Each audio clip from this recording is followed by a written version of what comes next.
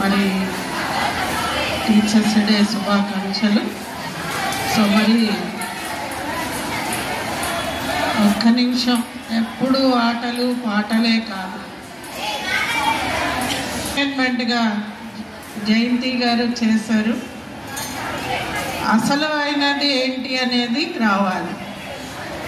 సరే, 1878 సర్వేపల్లి రాధాకృష్ణన్ గారు సర్వేవర్ అనే విలేజ్లో జన్మించి, ఆయన చిన్నతనం నుండి వాళ్ళ ఫ్యామిలీ చాలా పేదరికం, అంటే కింద కంచం కూడా లేని పరిస్థితిలో అలా ఉండేవాళ్ళు. ఒక్క పేదరికంలో కూడా చదువుకొని తర్వాత మద్రాసులో ప్రెసిడెన్షియల్ కాలేజీలో చదివి ఆయన కూడా లెక్చరర్ అయ్యి, తర్వాత ఆయన యొక్క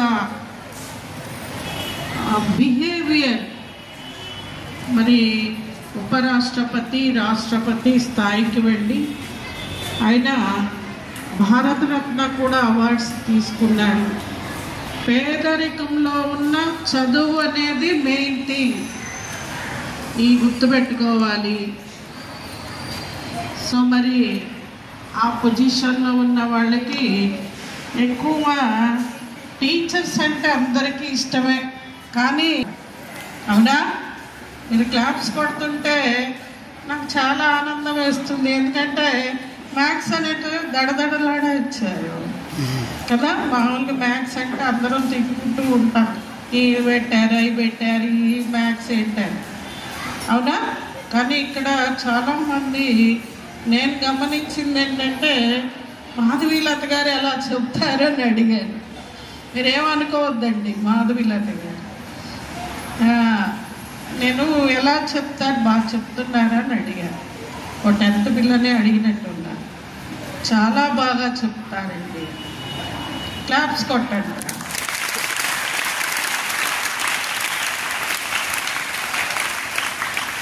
సో అందరూ చెప్తారు. నేను కొంచెం కొత్తగా నాకు కొండపల్లిలో ఫీడ్బ్యాక్లో బాగా చెప్తారనే ఉన్నాయి. వాళ్ళు అది చెప్తారా లేదా అని నేను అడిగాను. సో మంచి ఫీడ్బ్యాక్ వచ్చింది. సో మరి అందరూ ఎనీబడి ఆల్సో సబ్జెక్ట్ టీచర్ అనేవాడు ఇప్పుడు ఈ వయసులోనే మనకి స్టాండ్ బై అవుతుంది. ఏ టీచర్ కావాలి, ప్రతి చిన్నప్పుడట 4th, 5th, 6th ఇయర్స్లో మనం ఒక్కసారైనా టీచర్ ఆట ఆడాలంట. సైకాలజికల్గా ఒక స్టూడెంట్ కానీ ఎనీబడి ఆల్సో ఆడకపోతే వాడి మెంటల్ మెచ్యూరిటీ లేదట. మీరందరూ వాడే ఉంటారు అవునా. నేను మా పిల్లల్ని ఎప్పుడూ గమనిస్తూ ఉండేదాన్ని, టీచర్ ఆట ఆడతారా లేదా, మెత్తవాడు పెట్టుకునే చదవండి చదవండి కదా. టీచరు అనేవాళ్ళు వెరీ ఇంపాసిబుల్ దట్ అదర్స్. చాలా, నేను కూడా అదర్ డిపార్ట్మెంట్ నుండి వచ్చాను. సో మరి నేను కూడా సెప్టెంబర్ 1st తారీఖు జాయిన్ అయ్యాను ఎడ్యుకేషన్లో. జాయిన్ అయినప్పుడు మా హెచ్ఎం గారు ఇలాగేం కూర్చోబెట్ల. అప్పట్లో తక్కువ మంది ఉన్నారు, ఇప్పుడు 40 మంది మాట్లాడితే తెల్లారింది. సో అప్పుడేం చేశారంటే ఓ 10 మంది అలా ఉన్నాము. ఉంటే అందరికీ ఇస్తుంటారు మైక్. ఈ మైక్ పట్టుకోవడం నాకు తెలీదు కూడా. ఆయన ఏం చేశారు, మరి నాకు అప్పటికెళ్ళి 5వ రోజే టీచింగ్లోకి వచ్చి 5వ రోజే ఏం చెప్పాలి నేను. ఈ సర్వేపల్లి, ఇక్కడ సర్వేపల్లి రాధాకృష్ణన్ గారి ఫోటో తెమ్మన్న ఇదే స్కూల్లో ఇంతకుముందు చేసినప్పుడు. అక్కడక్కడ ఎదుగుతున్నారు మనోళ్ళు, ఫోటో ఏదో తెలియలే. ఇప్పుడు పాపం పిల్లలు చాలా బాగా ఉన్నట్టే. క్లాప్స్ కొట్టండి బాబు, మీకు చాలా చాలా తెలివిగా ఉన్నారు. చక్కగా తెచ్చి అక్కడ పెట్టారు. అంటే వెళ్ళి తీసుకురండి అంటే అన్ని పటాల్లో ఏదో సర్వేపల్లి రాధాకృష్ణన్ గారి ఫోటో తెలియదు. చూడండి. నా దృష్టిలోకి వచ్చేవరకు నేను టీచింగ్లోకి వచ్చాక మొదటి మీటింగ్ ఏం చెప్పాలి, చాలా కష్టమైనది ఏదంటే టీచింగ్. చాలా చులకనగా కూడా చూస్తారు కదా. మంచి నాలెడ్జ్ కలిగిన వ్యక్తులు టీచర్స్. కొన్ని చిన్న దేశం సింగపూర్, ఏమన్నారో సమ్ కంట్రీ ఆల్సో, ఒక రాజ్యాంగాన్ని రాసేది ఎవరు అని అంటే టీచర్స్ రాస్తారు. మనకెవరు రాశారు? మనకి అంటే వీఆర్ ఇండియన్స్. రాజ్యాంగాన్ని బిఆర్ అంబేద్కర్.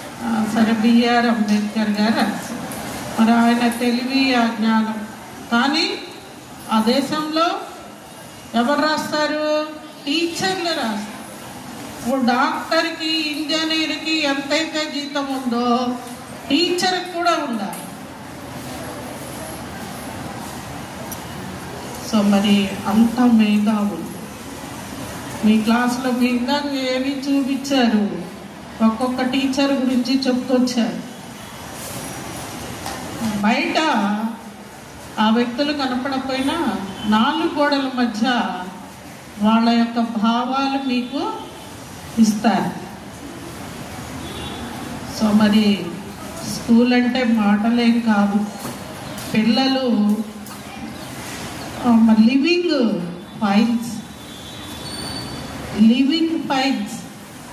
మామూలు మేము ఆఫీస్లో అనుకోండి, ఒక లెటర్ రాలేకపోతే చించేసి ఇంకో లెటర్ రాస్తాం కదా.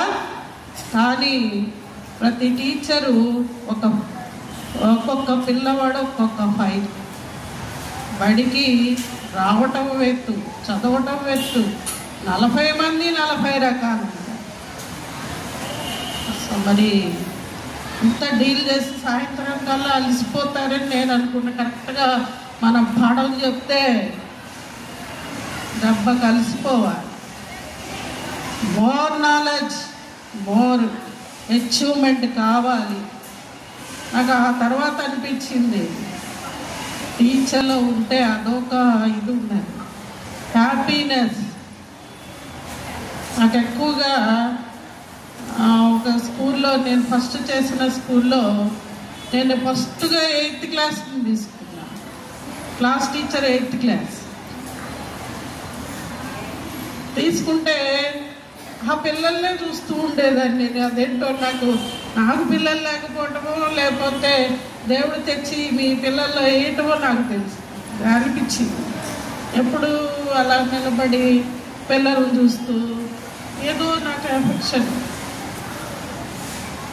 సో మరి అప్పుడు 25 ఏళ్ళు 27 ఏళ్ల క్రితం నేను చెప్పిన పిల్లలు ఇప్పుడు కూడా మాట్లాడుతూ ఉంటారు. ఆ ఎఫెక్షన్ పోదు. సో మరి మీరు మంచి జీవితాన్ని, ఎప్పుడు ఇంతమంది టీచర్స్ మీకు ఎన్నో బోధలు పోస్తారు, అవి మీరు తీసుకోవాలి. తీసుకొని మరి అభివృద్ధిలోకి రావాలని ఆశిస్తూ మరి ఒకసారి మా టీచర్స్ అందరికీ శుభాకాంక్షలు తెలియజేస్తూ, ఆరోగ్యంగా అందరూ పాఠశాలకు వచ్చి పిల్లలు చూడాలని కోరుకుంటూ, thank you very much. Thank you ma'am. Students తరపున మాట్లాడడానికి దేవి ప్రియ భావన 10th క్లాస్.